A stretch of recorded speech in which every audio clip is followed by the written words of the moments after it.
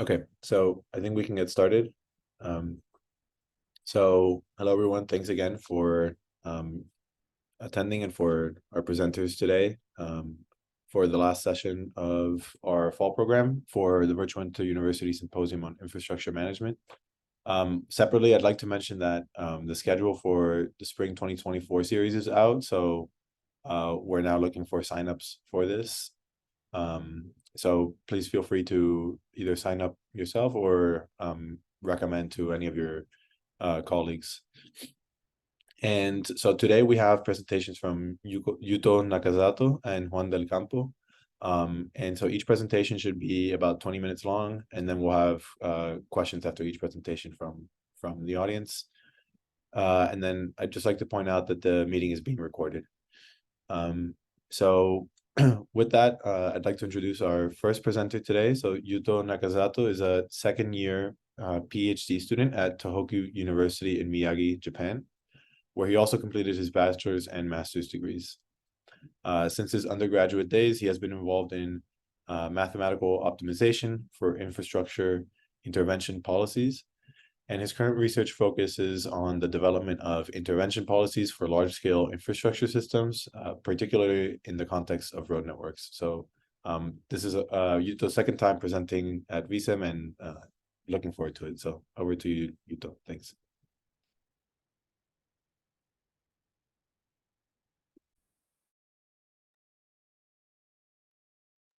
Okay, so can you hear me now? Yes. Okay, so I think I shall start my presentation. So I'm Yuto Nakazato. Again, I'm the second-year doctoral course student from Tohoku University in Japan. And today I would like to introduce my research about optimal annual work zone schedule by days and sections for road networks, considering work zone synchronization and the user cost. In the field of infrastructure asset management, there has been a significant accumulation of research regarding long-term maintenance and management strategies. The implementation of these strategies requires more detailed schedule, like by days and sections. Therefore, the focus of this research is the optimal work zone schedule by days and sections for the road networks. The input of the targeting problem is the network structure, the road sections that need intervention, and the traffic demand. And the output of the problem, the targeting problem, is this 365-day work zone schedule, which is in the section level detail. And here, we are considering three facts. First is network user inconvenience by work zone. Second is the economies of scale in intervention. And the third is the intervention capacity limitation. The network user inconvenience by work zone is may be caused by the combination of the work zone, and that may lead to the extreme decrease of the traffic capacity. For example, as shown in the figure, consider two work zone schedules A and B. The red sections in the figure represent the sections in the work zone with the facilities need intervention, and the yellow sections are the sections in the work zone, but with no need for intervention. So in the first Schedule A, the intervention for these two parallel links are on different days, but in the Schedule B, interventions are scheduled on the same day. So as a result, the Schedule B could cause an extreme decrease of the capacity of the entire network and potentially leading to the congestion and other issues. Next is the economies of scale in the intervention. And this refers to the possibility that intervening nearby sections at the same day may reduce the fixed cost, such as the intervention machine transportation costs. For example, so consider the Schedule C and D as shown in the figure. So in the Schedule C, these two red nearby sections are repaired on different days, whereas in Schedule D, these two sections are repaired on the same day. And this can reduce the fixed costs, such as the intervention machine and the workers' transportation costs, or the traffic constraint costs. So many existing researchers has considered the network user inconvenience, and are most mostly targeting on the schedule by months and links. For example, the research shown here considers the network user inconvenience and economic impact on nearby area caused by the intervention. And the output schedule is by months and links for the road networks, like just as the figure shown in the bottom right. And one of my previous research targeted on the economies of scale in the intervention, but it's a focus on the application for a corridor-like network or only one link. So the objective of this study is to first formulate the optimal schedule problem by days and sections. Here, each link is divided into multiple 100-meter sections. And two types of costs by intervention and the costs of network users are considered. And the daily intervention capacity is also considered. Then we target on proposing a bi-level solution method for the formulated problem that can be applied to a network of several thousand sections and not compromising the optimality of the problem. This is the framework of the research. First, we formulate the model with two types of costs, and there are some elaborations for each cost so that the solution method can be proposed. Then the proposed bi-level method has 3 steps. First step is a lower level problem to derive the Pareto frontiers for each link. Second step is an upper level problem to calculate work zone number assignments for all links. Finally, the schedule by days and sections, which is a targeting result, is derived using the outcome of step 1 and step 2. And finally, the proposed bi-level method is examined in 2 numerical cases. So the schedule problem is a minimization of the weighted sum of the work zone cost and user cost within the year. So usually, I think we should also consider material costs and labor costs. But here, we are considering that the intervention for the sections are necessary. So these costs are not considered here. Instead, we consider the work zone cost and user cost that will change depending on the schedule. The work zone cost consists of fixed work zone cost, which has the economies of scale, and the variable variable work zone cost. And the user costs are proportional to the cost of network pass time for all users. So I will introduce both costs from now. So here is a formulation of the work zone cost. So for the intervention, the section has to be included in a work zone. So the work zone cost is fixed work zone cost multiplied by the number of work zone plus variable work zone cost multiplied by the number of sections in the work zone. And it has a limitation of the number of work zone at each day, which is a large N. So maybe some listeners today have listened to my previous presentation last year at VISIM, and this concentration of the number of work zone in one day is main change point of the formulation from the last year. So here is an easy example of how to calculate the work zone cost. So first we have the schedule C, which is doing intervention for these 2 sections separately on different days. So the number of the work zone is 2, and the number of sections in the work zone is also 2. So the work zone cost will be 2 fixed work zone costs plus 2 variable work zone costs. And we also have the schedule D, which is doing the intervention for these 2 red sections together. And here they are intervened in the same work zone. So the number of work zone is 1, and the number of sections in work zone is because of the sections in work zones that do not have the intervene, which is a yellow section, so it's 4. And the total work zone cost is 1 fixed work zone cost plus 4 variable work zone costs. So usually the fixed work zone cost is considered to be larger than the variable work zone cost. So maybe the schedule like D that doing the synchronized repair, synchronized intervene for the nearby sections may be more preferable. And then the formulation for the user cost. And it is a product of the time cost and the total travel time for all users within the year. Capacity of the road links of each road link varies depending on whether there is a work zone or not in that link. And based on the capacity of the links, the traffic is allocated, traffic assignment is done, and the resulting in the user cost proportional to the total travel time across the network.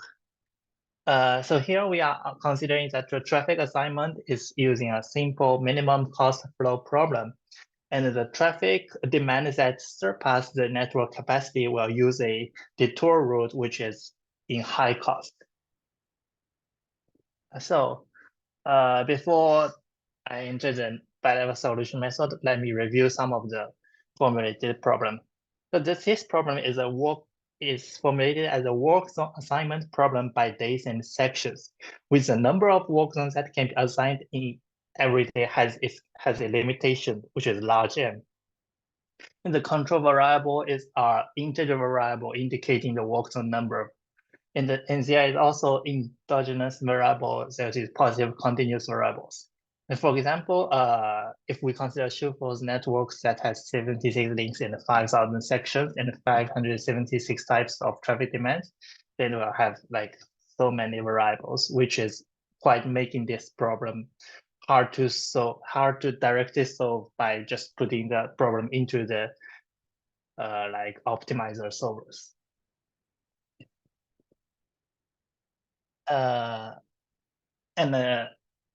And so, but some of the characteristics of this problem can help us to have the easier solution method. The first characteristic is about the work done cost. So the minimized work done cost for every link is only related to the number of work done assigned to each link within the year. So here are three types of schedules A, B, C for only one link in 2 days. But actually, the cost for these all schedules are the same because here we are so this means that if we change any 2-day schedule, the total cost will not change. And if we combine all of these interventions into 1 day, the cost will also not change. So, another feature is about the characteristic of the user cost. Here we are considering that the daily user cost is only related to whether each link contains work zone or not at each day. So here are two schedules for only 1 day. So we can see that the link 1, 2, and the link 3, 4 have the sections in the work zone. So in these cases, the user costs for both schedules are totally the same. No matter how many sections are in work zone are in each link, the user as long as the link has one section in work zone, the link is having so the capacity is for that, and the user cost will decide. So using these characteristics, we propose a bi-level solution for the problem. So the entire problem is divided into 2-level problems. So in the first steps, we are dealing with a lower level problem, which is targeting on the section unit link level work zone parity for frontier for each link. And in the second step, we are dealing with the upper level problem, which is a link unit network level work zone number scheduling problem. And so in the final third step, we'll use the outcome of step 1 and step 2 to have the optimal work zone schedule assignment. Oh, sorry, someone's result is shown. So in the first step, we will make a parallel frontier for each link, which is between the work zone cost and the number of work zone assigned to the link within this year. So for example, if in the year we give this link to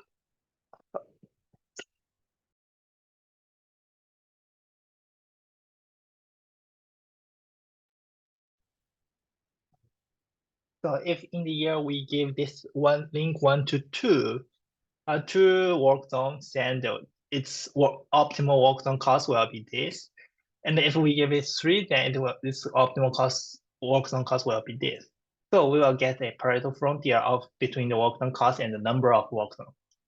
And at the second step, we'll use this result to generate to consider a link unit network level optimal work done assignment problem.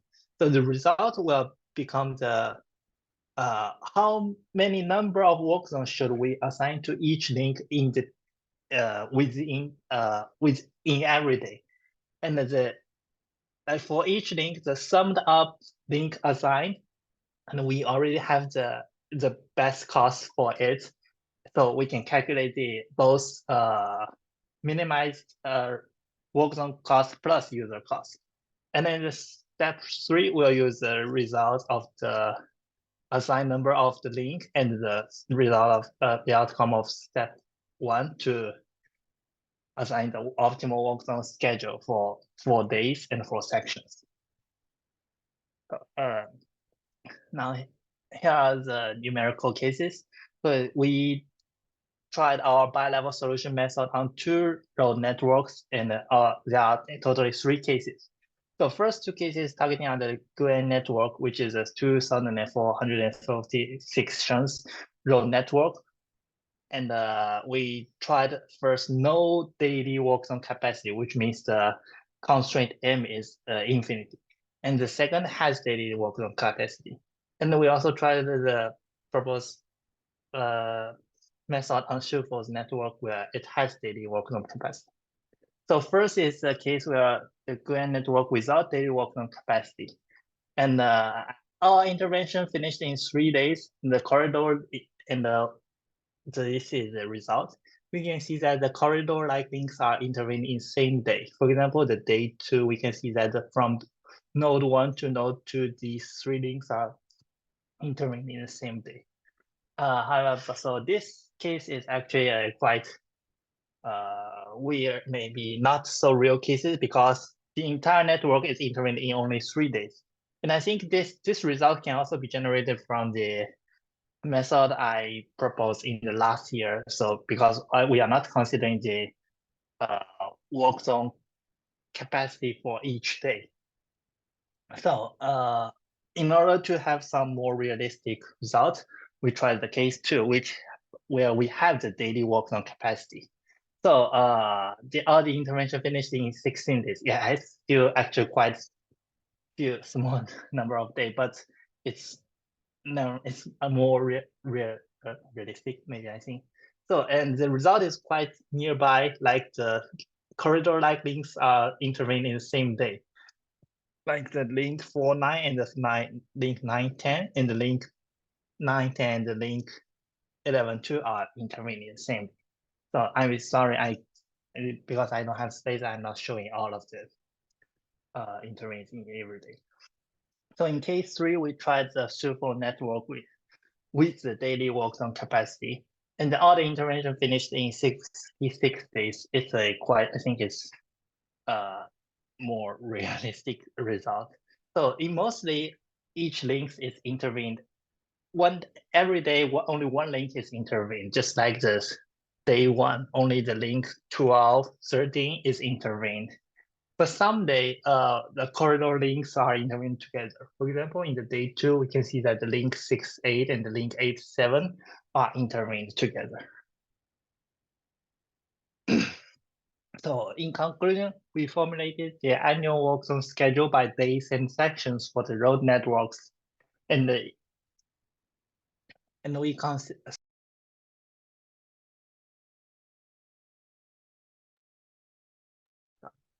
And we consider the economies of scale in intervention and the network capacity for the users, as well as the work zone capacity for each day. And we also propose a bi-level methodology applicable for the network of several thousand sections, which is in real scale, maybe several hundred kilometers long networks.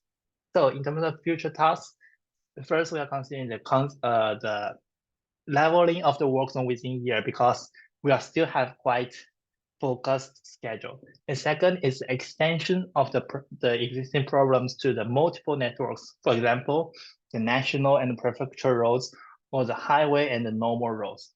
And the third, we are considering the simultaneous optimization problem of the short term the in-year schedule and the long-term maintenance plans. For example, the annual intervention policy problem and the life cycle cost minimization problem to combine them. Okay, thank you for listening. Here's my presentation.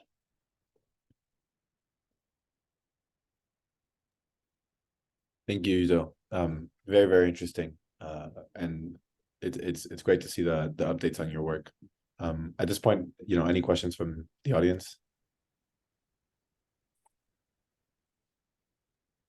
I can kick it off with a question of my own. Again, very interesting. I found also the solution approach to be relatively straightforward, and made a lot of sense. So I did have a question just in terms of the assumptions, I guess, on the interventions. So is each intervention assumed to be the same? So in terms of duration and costs, so could there also be like a situation in which interventions on a specific road or specific section might take 2 days? I imagine this will add a lot of complexity to the problem, perhaps in terms of scheduling over multiple days, and trying to coordinate these. But is this something that you've considered, or is this applicable? Is your framework applicable there? Oh, thank you for your question. Yeah, I think it's a very critical question. Actually, the model here, we aren't considering the interventions that will last more than 1 day. But I think if, for example, if we add the constraints that, for example, one link or one place have to be intervened for 2 times, the proposed method will still work. And now we are having the situation that if we change all of these schedules by day, the optimal the cost will not change. So maybe we can for example, add the constraints that one place has to be repaired for 2 days, and by changing the schedules, we can make that we can have a schedule that multiple days, that one intervention lasts for multiple days. But yeah, I think we haven't fully discussed about it, and we should also try it. Thank you so much. Thank you. I'll ask you a question, Yuto, if you don't mind. Yeah. And so I think that so one of the, I don't know if one of the benefits or costs that doesn't seem to be considered is basically the fact that even if it's not quite time to intervene a particular section, I think that if it is adjacent to one that you are maintaining, sometimes you might as well do it. And so I think that I wonder if you can. I think it'd be interesting to extend your cost function to account essentially for this type of opportunistic maintenance. Yeah, thank you so much for your question. Yeah, I think it's also another critical problem. So yeah, in this research, we are not considering the a preventive repair or dynamic decision for the intervention. We are considering that all of the interventions are decided from the beginning of the year. But yeah, we do think that in the real cases, maybe it's more beneficial to change these things more dynamically. So I'm sorry, I don't have a clear idea, but we are going to deal with that in the combination of the in-year schedule problem and the long-term intervention policy problem.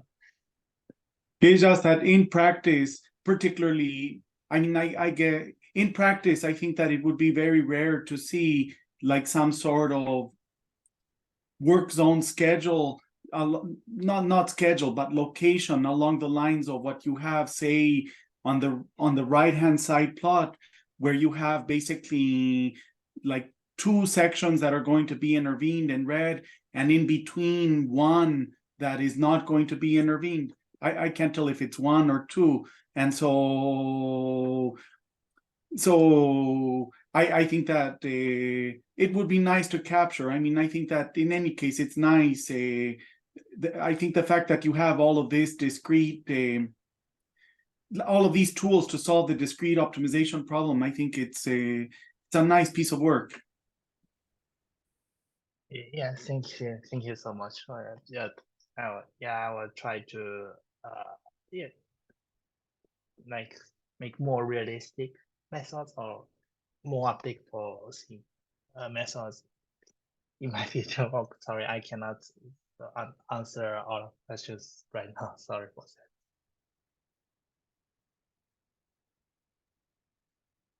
that.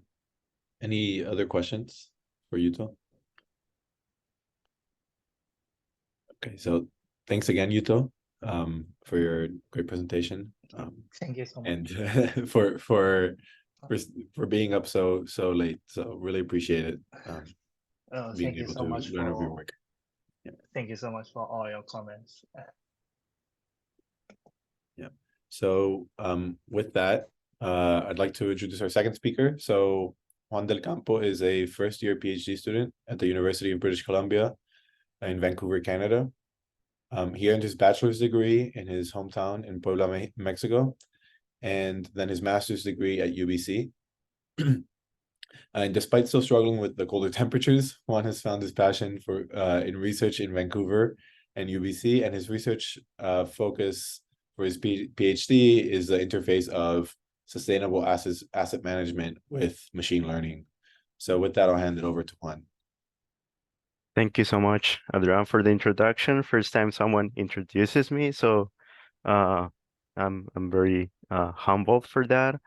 So yeah, I'm a first year PhD student. This is I'm in my fourth month here as a PhD student. I did my master here at UBC, so I'll present what I did for my master, and at the end what we are incorporating, for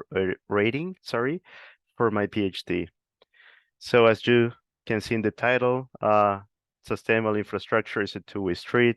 How can we balance the environmental performance metrics and the traditional condition related metrics?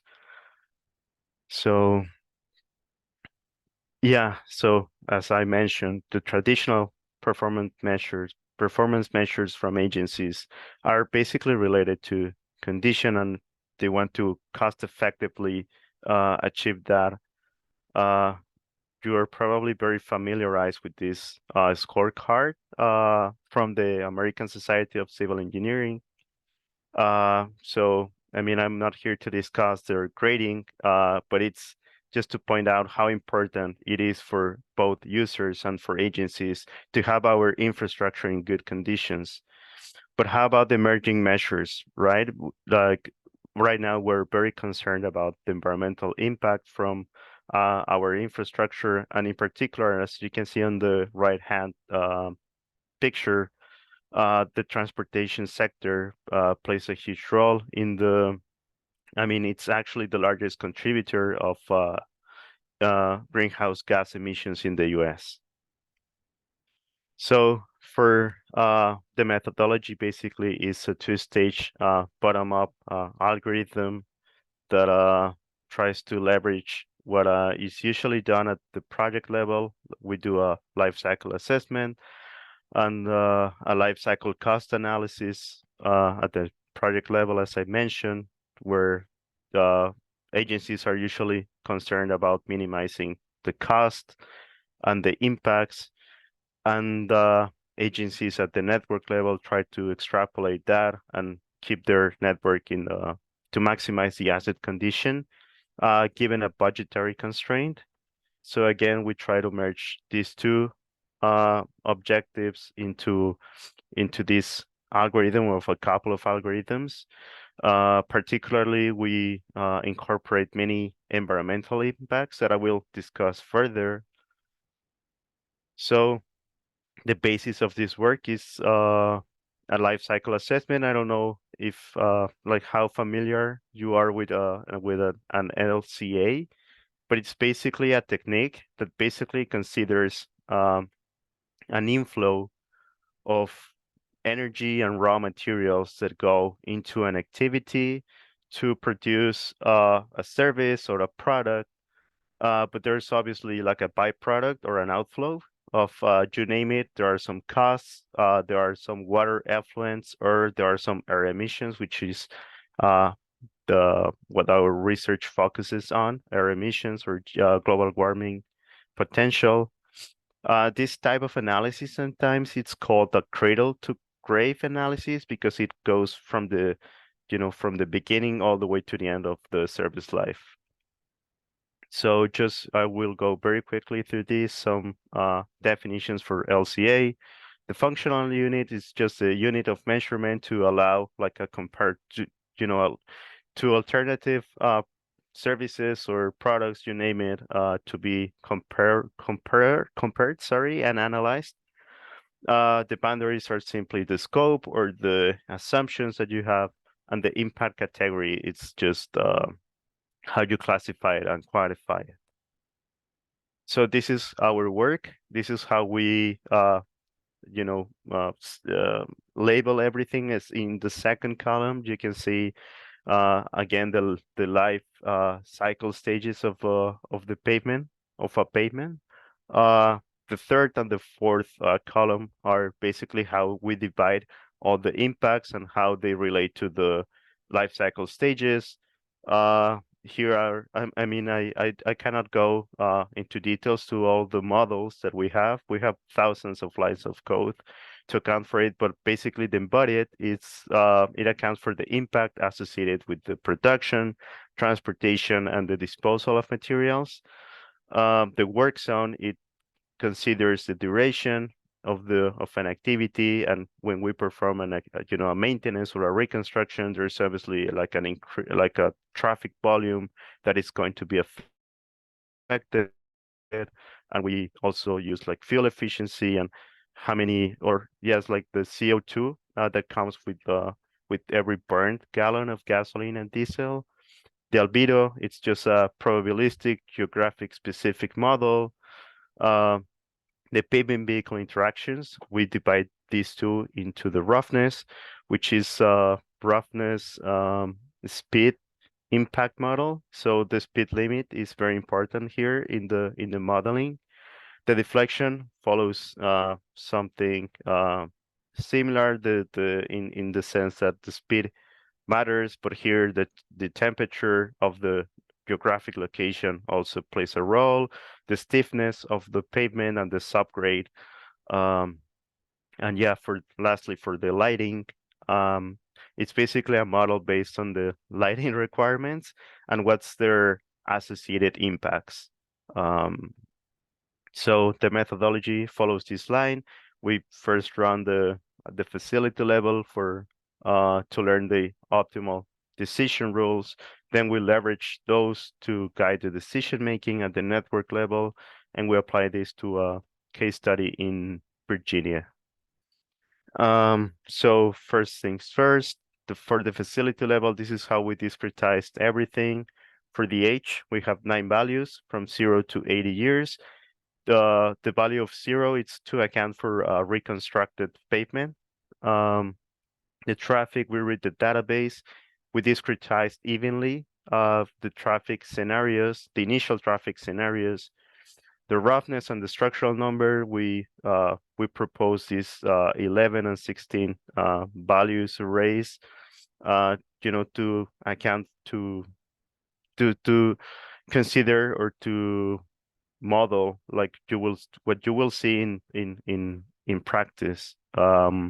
And we have the action variable, which is basically a trigger value as roughness trigger value and IRI trigger value that goes from 1.36 to 3.76 meters per kilometer. We have some exogenous information, such as the fuel efficiency, that again, we have a model for that. And if you do the math, we are accounting for 144,144 initial state and action pairs. But how you might wonder how we know the condition, or how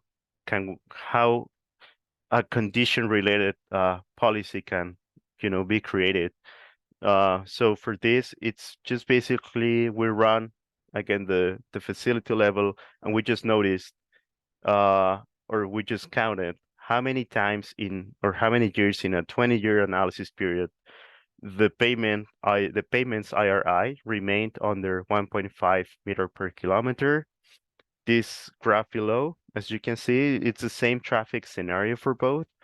A different initial IRI. For this plot, we didn't apply like any overlay. It's just for a reference. As you can see in the model, the structural number plays a huge role in the probability of being in a good condition, right? A thinner pavement will deteriorate faster, so it will be less likely to be in a good condition after 20 years. The age also plays a huge role, but not as much as the structural number. So I'll go quickly through this. For the facility level, we just read the database. We define an initial state action pair. Then we start the Monte Carlo simulation. We start the analysis period. You can think of this as a for loop in a Python or whatever programming language you use, script. Then we perform the simulation each year. As you can see on the right-hand side, we compute the GWP, the cost, the exogenous information, and also the deterioration. It deteriorates each year, right? So we do that for 20 years. We do this for 1,000 Monte Carlo simulations, and then we generate a lookup table with all the outcomes and all the optimal policies from these state action pairs. So now at the network level, we basically had two algorithms, one that minimizes the global warming potential, one that maximizes the condition.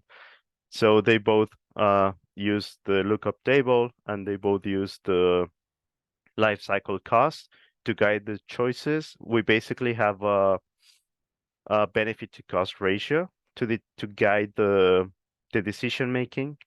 We rank the facilities based on this benefit to cost ratio. So we again initialize the Monte Carlo simulations, but now at the network level, now we have all these facilities aggregated. Then we start the analysis period. We follow the optimization path that we run it both at the same time, but there are different algorithms.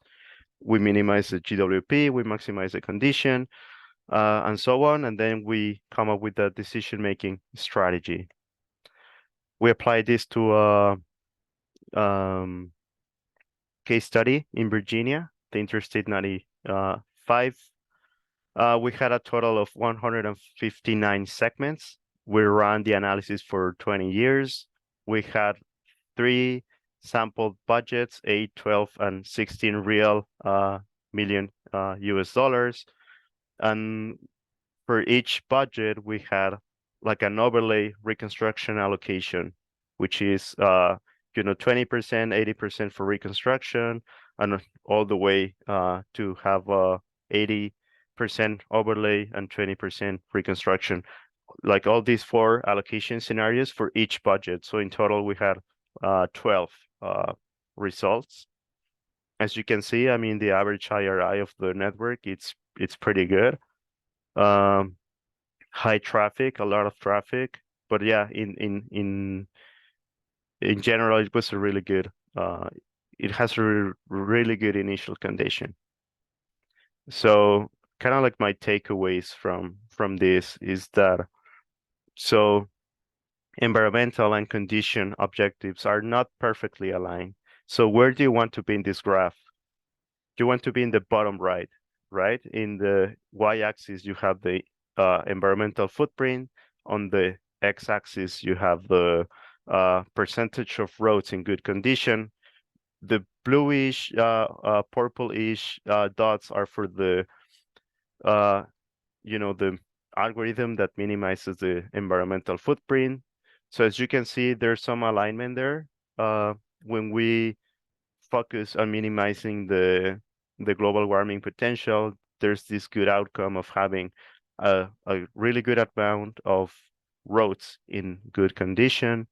And if you check the triangles, that's for the condition-related algorithm. The more money you give to it, the more it shifts to the right. That meaning that you are having more segments in good condition, but it comes with this trade-off of having a larger environmental footprint. In a similar note, this graph in the bottom, you want to be at the bottom left, right? You want to have a smaller value for IRI, and you want to have a low value for the environmental footprint for the global warming potential, which is, by the way, in CO2 equivalent, kilograms of CO2 equivalent. So again, you can see some alignment, but they are not perfectly aligned. If you focus on having a environmental friendly strategy or decision making, just can still have a good a network in a good condition, but it's not like a perfect one, which is our every time we do a reconstruction or rehabilitation, we reset the IRI value of the pavement to 1. So as you can see in this graph, each column represents the algorithm. We have a third one, which is the worst first approach.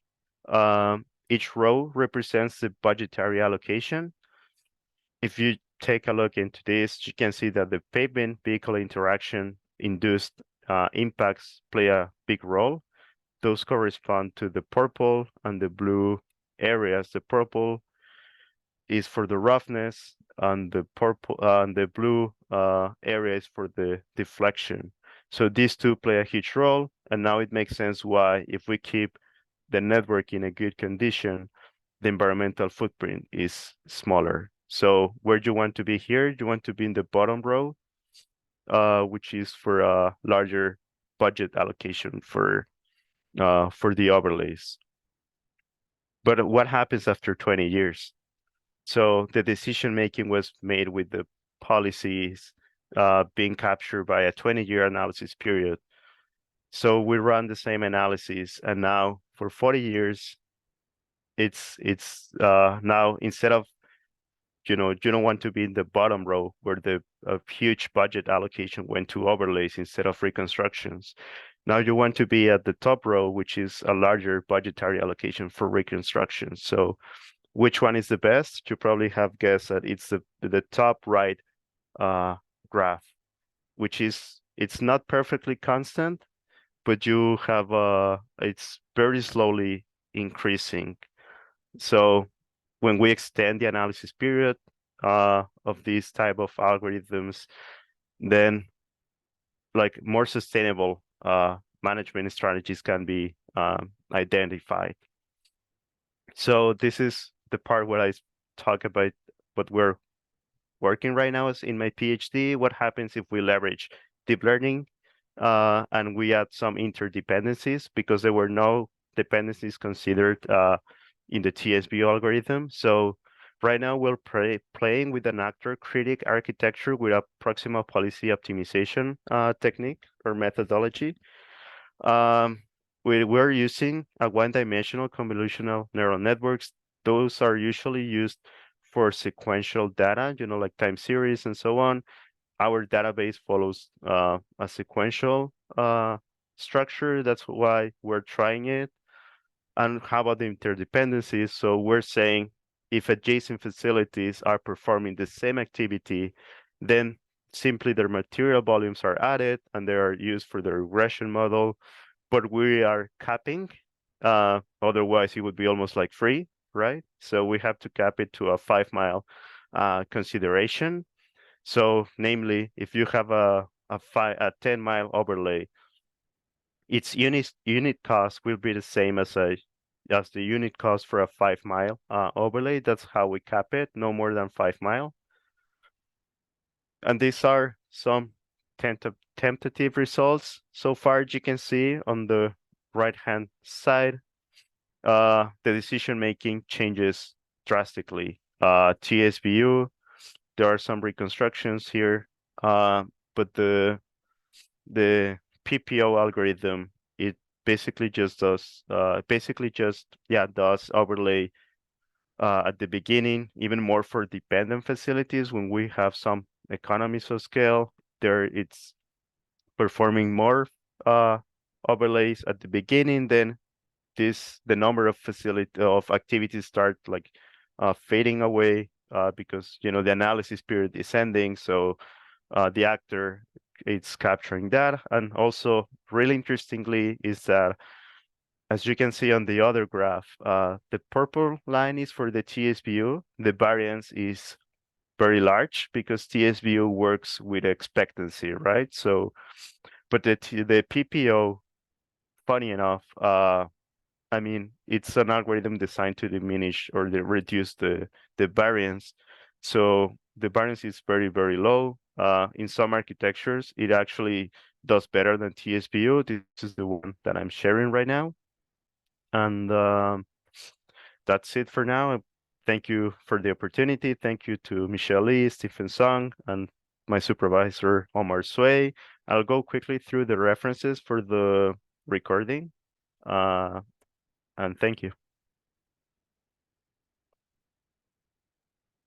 Thank you so much, Juan. Very, very interesting talk. Thank you. So at this point, I'll open it up to questions from the audience.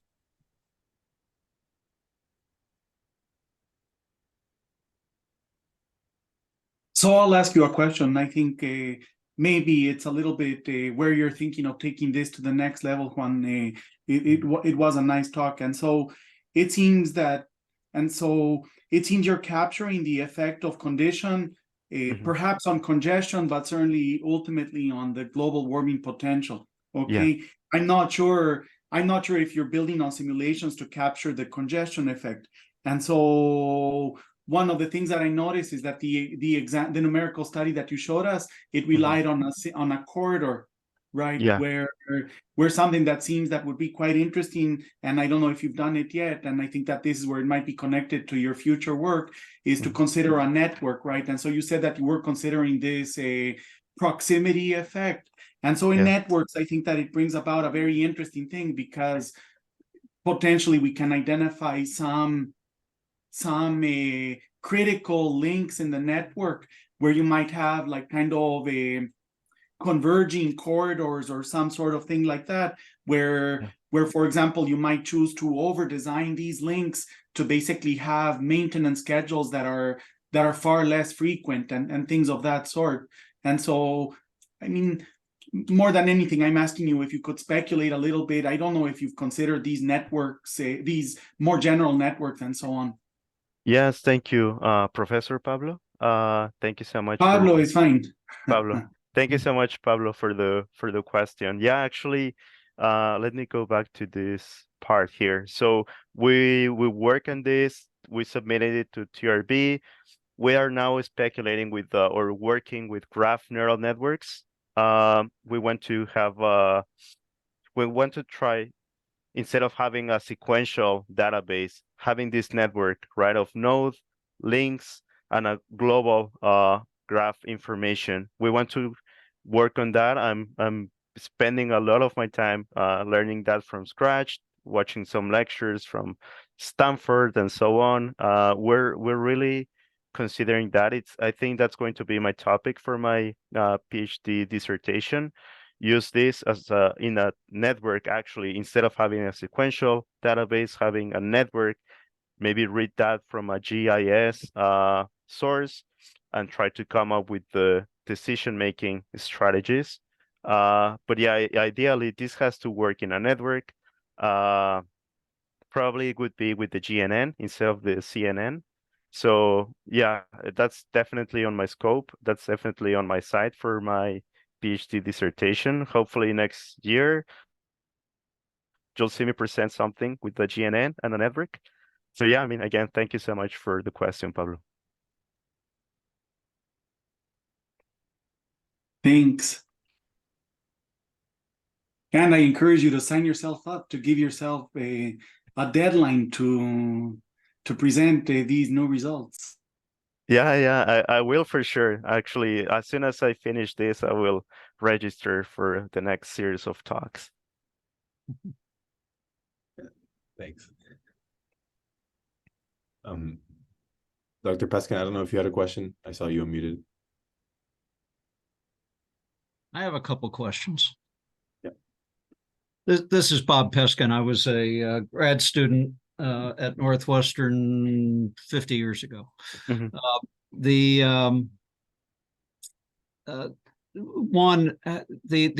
environmental impact, how is that being measured?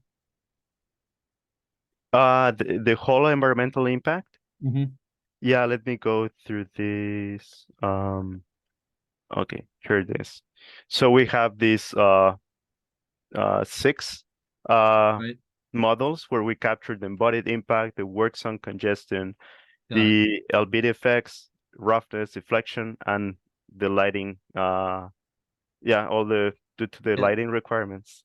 Primarily the CO2 Yeah. impact. Yeah, exactly. Yes, we So use the that's a result of congestion and any other factor?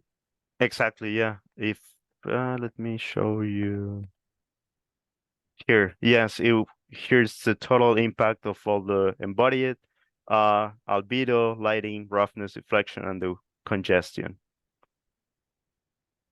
So it's all combined. Exactly. Yeah. Okay. Yeah, Okay. but the pavement vehicle interaction, like namely the roughness and deflection, they play the biggest role. As you can see, those are the purple and the blue areas. Got it.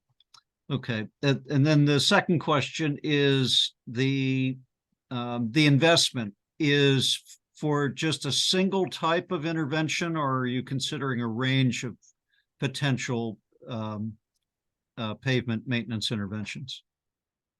Really good question. We currently only have like an overlay and a reconstruction. We don't have And any type of it's actually a mill and overlay or just an overlay? Yeah, milling and overlay. Yeah. Yeah. Okay. Yeah. Yeah. Thank you for the questions, Professor Robert. Okay.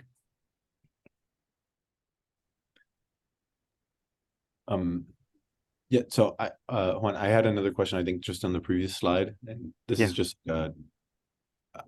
I guess Here? how to just in how I can interpret this plot. So just to is for the global warming potential, the circles is the axis. Yeah, so sorry.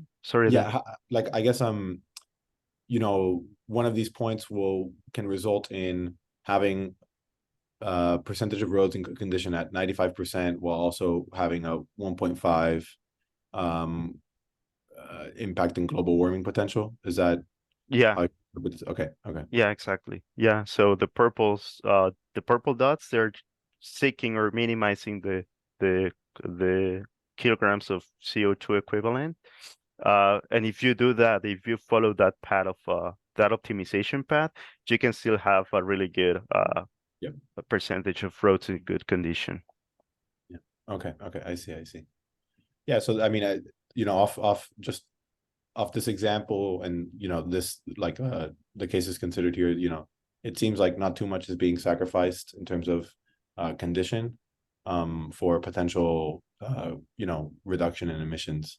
But I guess I would like to see, you know, I would be interested in seeing, like as Pablo mentioned, if this were, you know, considered some of these like differences on the road segment that are due to, you know, the convergence of different links on the, you know, the network aspect of it. I think that would be, you know, really interesting, just because like I do imagine that having specific portions of the road in good condition is more important than other segments of the road. So particularly, you know, really trafficked ramps and areas where these like multiple links converge. Mm-hmm. We likely want these at very high condition. So I think this would be really interesting. Yeah. I mean, Adrian, thank you again for your comment. I do agree. I think there's a lot of value in following that direction for my PhD.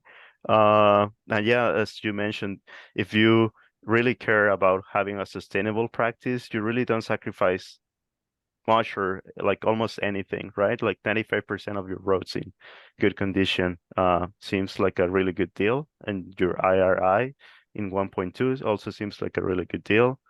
So yeah, I mean, again, thank you for the comment, and I will keep you posted for sure. Yeah, thank you. So any final questions for Juan? Can I ask questions? Mochiron. Oh, thank you. Thank you. Yeah, thank you for your presentation. Yeah, actually, I'm also doing networks, and actually, I'm also considering like to use machine learning things. So it's really, really interesting for me. So I just want to know a little bit more about your model. So I think in the single facility level problem, you used the Monte Carlo simulation, or right? I'm Yeah. sorry that I just can't tell me, or like I think we are using Monte Carlo simulation, so it's not maybe the mathematical optimization of the problem is a little bit hard, or can you tell me like what's the hard point or what's the merit of using the Monte Carlo simulation here? Yeah, that's a really good question. I think yeah, definitely this is not a mathematical optimization, it's a Monte Carlo approach. So one thing to consider in the Monte Carlo approach is the curse of dimensionality, as some people call it. So you have to be very thoughtful about how you want to discretize your decision space, right? So this was the first challenge. And also we had to speed up the algorithm to also consider for other variables. Previously, it used to take 1 day to run the facility level. We had to make it faster to run it in maybe 2 hours with all these scenarios. So that's probably the hardship with Monte Carlo, and this model has many minor, well, I wouldn't say minor, but smaller models, right? The deterioration, you have the field efficiencies, you're overarching a lot of things. So the computational resources played a huge role, and we have to be very thoughtful about how much we wanted to So this discretize. one, That's why just as also, far as feedback, I yeah. think that this figure is a little bit unclear, because I think that I mean it. So it seems that basically the condition variable, or so what is unclear is that there seems to be in a way a mixture of independent and dependent variables, where, for example, essentially the age, the traffic, and the structural numbers seem to be independent variables, and the roughness is the dependent variable, the condition variable, if you will. And so I think that here I might simplify it. It seems that what you are simulating is age. There is no need to simulate age or structural number. I think that you would be simulating traffic, right? Different traffic loads. And so I think that maybe here you could simplify a little bit, particularly as you move to the network. Yeah. That's a really good feedback. I think there are some room for making the code more efficient. And right now we're using TSVU as a benchmark, but we want to also incorporate like other performance metrics for TSVU to try, such as resiliency, right? So there's a huge room for opportunity here to make it more efficient. Okay. Oh, thank you. Thank you so much, Yuto.